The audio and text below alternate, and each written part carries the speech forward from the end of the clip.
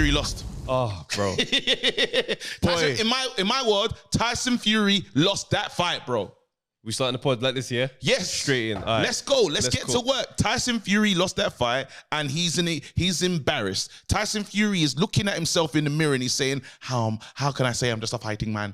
How can I say I'm a proud fighter? And I'm a gypsy king, bro. Gypsy pauper, fam. Gypsy not on it, bro. Gypsy not on any smoke, bro, because I didn't see that guy, bro. Is this your king, bro? This is what I want to say, bro, because imagine, yeah, letting someone that doesn't even know about the thing have his first fight, bro, and you go in there, bro, and he knocks you out, bro. Imagine. You can't even write the script, bro. This is beyond. Again, we was having conversations, bro. Off camera, I was just having conversations with different people around that help out the pod and that, and they're saying, you know what? This is kind of like the Creed storyline.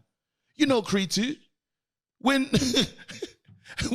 the one brother straight out of jail comes in, has his first ever fight at that level. I'm a World Champion. 100%. 100%. This is ridiculous. And it's the rebranding that I love. And you know who I love as well? You see you Fury man, bro. You know _egg. You know the old school, bro.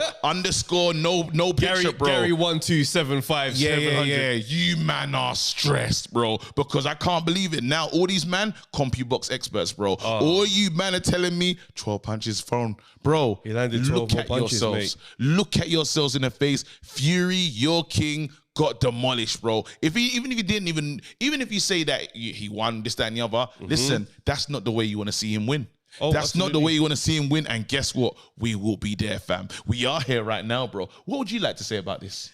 Brother, it's one of those ones, yeah. I look at this and I'm thinking to myself, whilst I'd say Ngannou won, yes. Because the punch stats don't tell the story of the fight. No. Nope. Right? Do you know what I mean? Everyone's arguing about this 11 punch stat thing and da-da-da-da-da. But I find it quite interesting, right? Ooh. And you know me, I had to do a bit more due diligence, yeah? Yeah. I found the punch stats for Tyson Fury and Dillian Whyte when they fought the first time. Oh. You know what the punch difference was between them on that night? What was it? 13 punches difference. And that fight was a draw. So go on. So the punch stats of Deontay Wilder, Tyson Fury, like, the first time they fought, yeah, all those knockdowns, and then the Undertaker get up at the end, yeah, and that was a draw. Tyson Fury landed 13 more punches, 84 to Deontay Wilder 71. Why didn't he get the win in that fight? Because he lands 13 more punches. Wait. You're telling me Deontay Wilder lands 13 more punches? No, Tyson Fury landed 13 more punches. Okay. Deontay Wilder just knocked him down and had meaningful power moments, right? Now, I'm looking at that, I'm thinking, so why didn't you all lean on the punch stats to decide that he won the fight?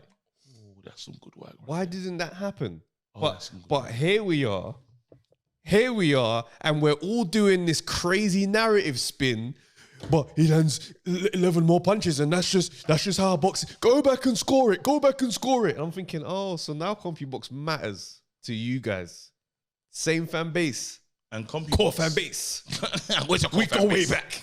Core fan base. But what the killer is, yeah, CompuBox is still run by a person. CompuBox, listen. CompuBox does not say the narrative of a fight. 11 punches, that could be what? One extra punch each round. No, but it's done by a person. I understand that, but what I'm saying is 11 punches, people are leaning on that as if that is a deciding thing. Yes. This brother could have landed all of those extra punches in round 2. And then you go on and just get intimidated and backed up, ring generalmanship. That doesn't count for nothing anymore. If you break it down into how someone else did, it's like one extra punch around, one more. It's like so this is what I'm saying. When I'm looking at this fight, I'm thinking everyone's just jumping to the whole, and I'm like, the fact that he just about won is already a loss. Yes. In this conversation. Yes. Simple as that. You should not be competing against the guy, and everyone keeps screaming. I know people are trying to, yeah, but he's an MMA guy. We see how many MMA guys come into boxing and get smoked, bro. Jake Paul was beating those guys up. Yeah. Beating them up, bro. Beating them up bad. I understand, yeah. This guy's different. Ngannou's different. We'll talk about Ngannou. I understand heavyweight boxing is different, yeah? But at the same time, bro, this is where you butter your bread. This guy has not had any display of any boxing example for you to think, yeah, he can box. All we've ever seen is power. I went back and looked at some Ngannou highlights. People pointing out different fights to go and watch. And I'm like, this guy can punch, man. He can punch. It's one of the ones where my ignorance, on Ngannou, right, it's not ignorant no more. No, we're gonna have an Ngannou conversation. We can do that. We'll make sure we spend some time on Ngannou. I looked at it, I'm like, this guy can punch. Nothing about what he's doing would say, that's gonna work in boxing. Yes. They clearly miscalculated what this guy was gonna be. Brother. Especially when you watch Floyd and Conor McGregor. I'm telling you right now, there's no one that can try and resell this to me or repackage this situation, because it is what it is. You man thought it was going to be celebration settings. You man booked this fight, and guess what? You knew, because the danger. Remember when AJ was supposed to fight Dillian, but he didn't want to ruin the bags. He said, let's not mess around, because this could ruin this right now. If I fight and I get cut and this, that, and the other, things are going to get crazy. So we're not having that fight. Remember there was the back and forth. AJ versus Dillian. Oh, you mean back? But I'm saying the recent one that they spoke about. But that was the drugs thing. But I'm saying that there was a back and forth between them, and there was the worry about the cut. Is he gonna have enough time to heal before the thingy? There was all the stuff. There was all the stuff about contracts and stuff. But it was not a fight that everyone wanted. Is how I remember. It wasn't a fight that everyone was extremely excited about. Now we look at this situation when Fury is going into a training camp. He knows that a cut could happen. He has to think that, but he's believing in himself, saying, there's no issues, let's sign the 23rd. And he was so serious about it that he said, if Usyk pulls out, I will sue this man. So everyone went into that fight with the belief that this is going to be a cakewalk. Even though this is routine. There's no risk. And then all of a sudden, when the fight was now on, now they're starting to see risk. Now, because they never would have done this. You think he wanted to go out like that? I know. It's that moment when he gets hit to the canvas, right? And Garnu's in his face taunting. And it's funny because I missed that live. Watching it back, it's a hilarious moment. One. But it's the fact that he's like not even acknowledging Ngannou. He's looking to his corner like, fucking hell. Yes. that realization, this brother can hit, Not only that, bro, it's the fact that, did you see the body language at the end of the fight? He was looking around like, I haven't won this fight. And then Frank comes and reassures him and says, don't worry, mate, you've got it. I've had a chat with the old boys over there. It's all right, mate. Absolutely. Do me a favour. And it's ugly. It's disgusting. But what killed it for me is the council press conference. How to tell me you lost without saying you lost, because that's that action. That's your victory speech. Like every one of their camp that's spoken about this has been speaking about it as if it's an autopsy. Right? Shane Fury, his brother, right? I got a shout out to him because I don't like Tyson Fury. He sounds like Tyson Fury, but it's a version of Fury that I could like. Yeah. I was listening to him, I was like, genuine guy. Yeah. Still like he's one of those, to every kind of, there's a child that's like wild, unhinged, then he's the balanced one. Yeah. Because the way he was talking about it, he's like, look, man, it's like end of the day, cool, he won the fight, but Ngannou's got the moral victory in this. Like it's not supposed to have looked like that. And he goes, look, I've been working with Tyson a long time, and every once in a while, when people around him gas him up, and he goes, day before the fight, we're having a gala, taking pictures with celebs and da-da-da. He's like, it didn't feel like a fight was happening. Do you know what I mean? We're in the change room. We didn't feel like a fight was about to happen. He's like, when he gets like this, every once in a while he has a fight that's like this, and then the next one is amazing. He goes, so he goes, I believe that if Usyk is next, we're going to be ready. He's going to be back for that. He goes, I'm hoping that's the case. It will be. But wait, I'm hoping that's the case, or maybe this is him now. And that's the reality that I don't want to accept. Because... Is that what he said? Yeah, he goes, he's 35. He's not young. He's not like he's, up and coming. This could happen. Guys can go overnight. So, this time around, he goes, I think this is what we needed so we can lock in and really step our game up and da-da-da. And I'm like, that's an honest assessment. That's a great assessment. Even when he was talking about AJ, he wasn't even like, obviously he's up like other sides of the fence, but he wasn't trying to lean into the old tropes of AJ Bance. Like he was just like, look, I mean, AJ's in the same situation. They're not young. And it's like, we don't know if he's going to be able to run it back to old form or if that's him now as well. Thank you so much. Good convo. It's good to be here right now because I think Fury needed some humility. He did. Before this, he was talking in a way that was like, bro. This man said the government should be rolling out the red carpet, fam. Yeah. with the amount of fights that own. And it's what's crazy about saying that is like AJ's had bag of fights in the UK. Mad fights, bro. Mad, like, but I don't know what he's done for the economy, but he's done his thing in the UK. O2s, Wembley. you know what those nights are. The Wembley Stadium, fam. Yeah. So anyway, this is not even like this is about AJ and stuff, but then expecting the carpet to be rolled out is a bit insane. Then after, the next level is like, you just, the way you would speak when other people had their fall or drop, it was this. And I don't like, this is the double standard, because I listened to Frank Warren talk, and they're like, we never knew, there was no video. Well, when AJ fought Ruiz, that's right, and you're saying you're talking about this big fat guy, remember, the talk around, AJ didn't know about Ruiz. There was nothing there. It was almost, they got into the ring and this guy with quick hands and they're like, oh snap, because it was a last minute opponent. That's right. And the narrative around it is, how could Eddie Hearn be so stupid to throw his fight with a guy like that last minute? Yes. So this is the thing where you're now blaming the moving parts. Not that this guy's rubbish. The fact that he came and caught you by surprise. Yeah. So we're looking at his losses in this mix and we're saying, bro, wait, hold on a second. I saw somebody comment on Tyson Fury video, right? When he's doing the humble thing. Yeah, you know how he does. When he gets into his humble mode, all of a sudden the comments, everyone likes him. Yeah, this is the side that I like. Yeah. He goes, and even if he does go ahead and fight Usyk, he would have lost to a great champion. I'm thinking, you lot really do jump and twist his narratives when it suits you. Because when it's AJ, he needs to retire. Lost to Ruiz. Yeah, he's not the same. Lost to Usyk. Nah. So what, these guys? So these guys ain't good fighters? They ain't novices, that's for sure. They're not men on their debut. Yeah. The realest part is, we need to know who Fury really is. He's fought the same man 3 times. Yeah? And he fought Klitschko. That's the right now, that's it. And also, he needs to fight. If he beats Usyk, because someone called in, a Fury fan called in and said, if he beats Usyk, what would you say? I say, yeah, he's achieved it. That's incredible. He's achieved it because now, I don't really rate the Dillian one because I don't know what that version of Dillian, but it's fine. Chisora one's pointless. He's already beaten him before. Like, what is that? It's the 3rd time they fought. It's unnecessary. Now, but then you can say those are on his resume. Now, if we get Usyk the hell out of here, and let's say you walk away into the sunset, cool. But you know what everyone's... You can't leave the AJ fight on the table. You know what we're all interested in. And also, it's one of those things where it's like, you start to assess Fury, right? And you start to look at the wins that we talk about. You talk about the Klitschko one, minimal punch output. It was a mind game job, more so than it was a physical act of dominance. I don't care how anybody wants to address that. That was just, I'm in your head. We're doing the minimal, bro, 7 punches around. But you can't take the thing away. I'm not going to take away. I'm just, let's just be real here. We have to respect the night. Bro, get that out of my face, man. Just talk about this thing properly. That performance, you got into his head, fantastic. Big performance. Left the rematch there. That rematch would have looked and felt very different. Very different. Didn't happen. But boxing is part of the psychology. Doesn't matter. Though. There's a lot of psychology in boxing. I'm giving the kudos, but I'm breaking it down as well. Okay. Wilder, you fight the man 3 times. Yeah. You got the measure of him at the end of the first one. Second one, lovely. Third one, what are we doing at this point? But here we are. It's happened now. You know what's these opponents have put you into the stratosphere of the legends. Yeah. Right?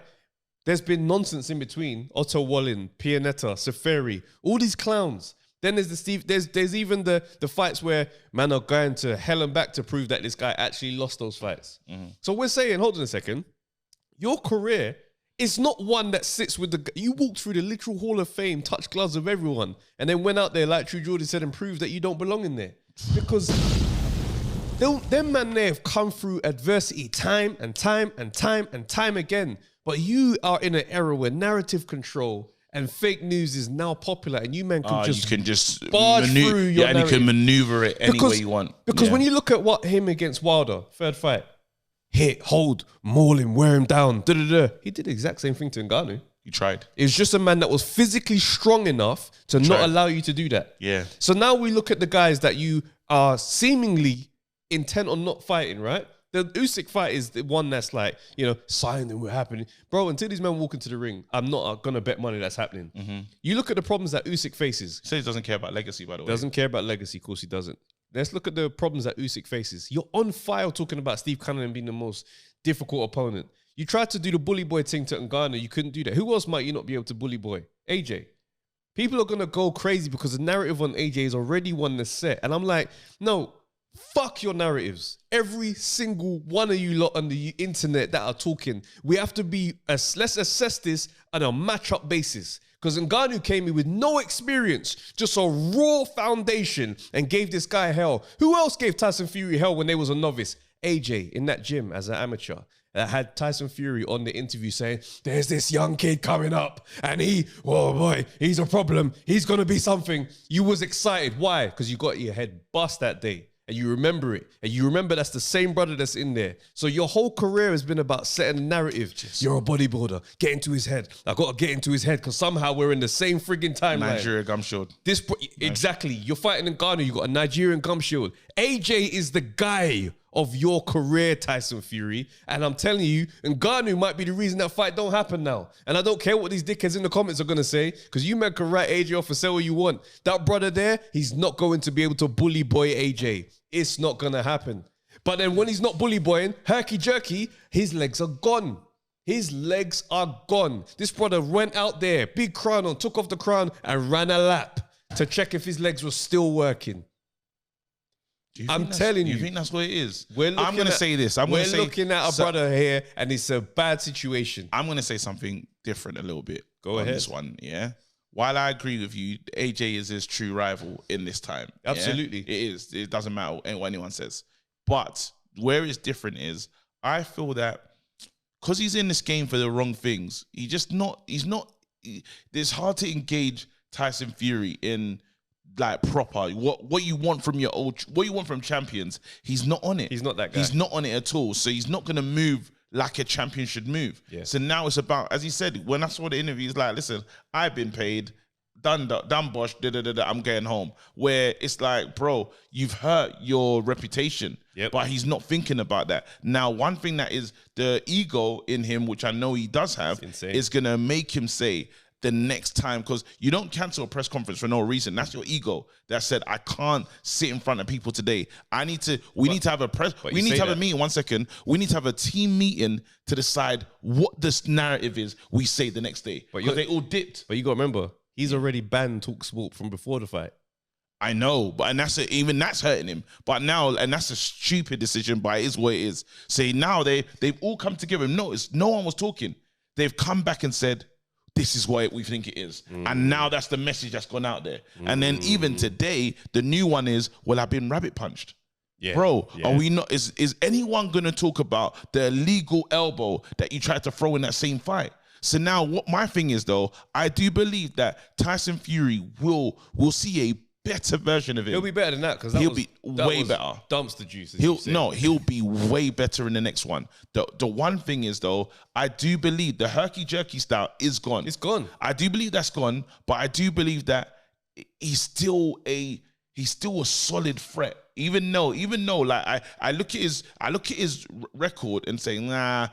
There's still some things you fight in the same person a few times, but I do know that this guy can be a problem. He can bully. He just went to someone that can't be bullied. He fought someone that's got great grappling skills. So the dark arts won't work against him because they're not even dark arts. It's just UFC. It's just MMA. Well, we're gonna have to wait to see what he does with Usyk, because the fact is this, the herky-jerky era of Fury, he's gone when he ballooned up to 270. Yeah. That's gone now. And I wondered for a while, what does that look like over 12 rounds? Because we haven't seen it yet.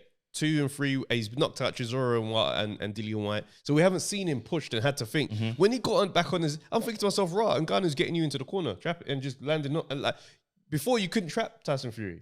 All this stuff about moves like a middleweight, that's done. So now I'm thinking, you didn't have power to even move Ngannou. But what you best hope you can hurt Usyk. That's what I'm saying. But you got to land to hurt him. So I'm looking at him fighting, thinking, if the bully boy thing is your game plan, bruv, you're gonna trap Usyk at some point. But I don't look at Usyk and think to myself, yeah, Usyk's just gonna be trapped by that. Not with this slow moving Tyson Fury. So you don't think that he'll trap Usyk in the fight that they have? Look, man, I'm not gonna write the story of the fight because, as we see on Saturday, anything can happen. Yeah. But I look at this and think to myself, if we're looking at trajectories, you're going this way. And right now, it's a crisis management situation for everyone. Shane Fury is basically saying when he had that Wilder fight, he goes, look, I'm not trying to position myself in any way, but I was in control of that camp. And everything went right and he looked the best he can. They best hope they can rewind the hands of time because Fury is on ego journeys right now. Yeah. And that's going to be the undoing of a man. We all know how they're usually supposed to go. They're supposed to have their tops off, him, Sugar Hill, in a presser, chatting, singing, having fun. And when all the energy is different, something is wrong here. Of course. Something is wrong here. You just thank your lucky stars it happened on the night where you had full control of the judges.